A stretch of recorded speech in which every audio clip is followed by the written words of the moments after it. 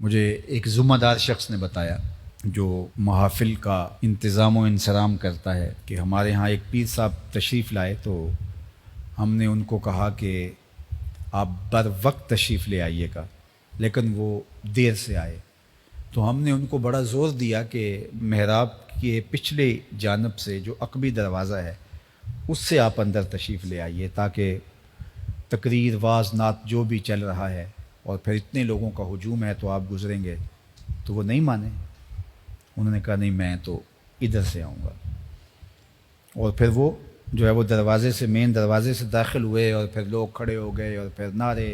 اور لوگ ایک دوسرے کے اوپر گر رہے ہیں اور بوڑھے آدمی نیچے آ رہے ہیں اور وہ آہستہ آہستہ چلتے ہیں۔ انہوں نے مجھے بتایا کہ وہ ہولے ہولے چل رہے تھے،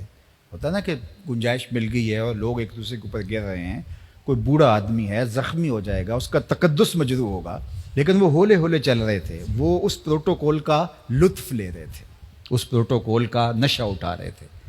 مجھے بتاؤ بوڑھوں کے اوپر لوگ گر رہے ہیں اور اس پروٹوکول کا بھی جو لطف اٹھا رہا ہے، پھر ایسے پیر اور یہ وزیر مشیر اور حکمرانوں کا کیا فرق رہا؟ تو یہ ان چیزوں کا بہت خیال کرنا چاہیے۔ بزرگوں سے ملنا، علماء سے ملنا، نعت خوانوں سے ملنا، قاریوں سے ملنا اچھی بات ہے، لیکن اگر آپ کسی کو دھکا دے کے ملتے ہیں، وہ تو حجر اسود کو چومنے سے بھی روک دیا گیا اگر کسی کو دھکا دینا پڑے۔ حجر اسود کون ہے؟ یمین اللہ، اللہ کا دست راست ہے، اللہ کا دایاں ہاتھ۔ جو حجر اسود کو چومتا ہے وہ رب سے مصافحہ کرتا ہے، کتنی بڑی بات ہے۔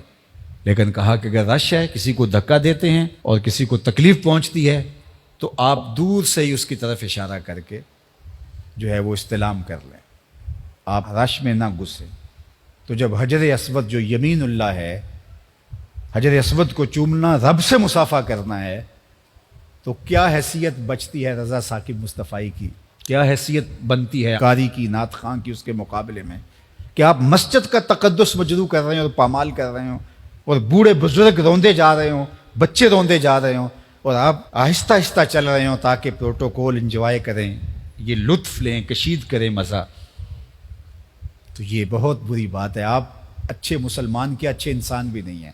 آپ تو اپنے آپ کو شیخ المشائخ کہلاتے ہیں نا، زینت القراء ہیں، آپ تو طوطی پاکستان ہیں، آپ تو خطیب امت مسلمہ ہیں، آپ تو نابغہ روزگار ہیں، آپ تو بہت بڑے ولی ہیں، اور آپ پتہ نہیں کیا کیا ہیں وہ القاب جو آپ کے ساتھ لگتے ہیں۔ میں کہتا ہوں آپ اچھے انسان بھی نہیں ہیں۔ آپ کو پتہ ہے کس کی وجہ سے بوڑھا روندا جا سکتا ہے اور آپ کی آنکھوں کے سامنے روندا جا رہا ہے، اور آپ کی طبیعت گھٹن میں نہیں آتی، آپ کے چہرے پر پریشانی نہیں آتی کہ یہ کیا ہو رہا ہے۔ آپ آہستہ آہستہ قدم رکھتے ہیں، جس تک قدم دکھتے ہیں اور ایسے ایسے چلتے ہیں تاکہ اس کا زیادہ سے زیادہ لطف کشید کر سکیں۔ تو صاحب آپ کو گمان ہے، آپ کے مرید کہتے ہیں کہ آپ شیخ المشائخ ہیں اور غوث اثر ہیں، زمانے کے مقتدا ہیں، اس زمانے کے سب سے بڑے آپ ہیں، لیکن یہ آپ کے مرید کہتے ہیں، آپ کہتے ہیں، لیکن میں کہتا ہوں آپ اچھے انسان بھی نہیں ہیں۔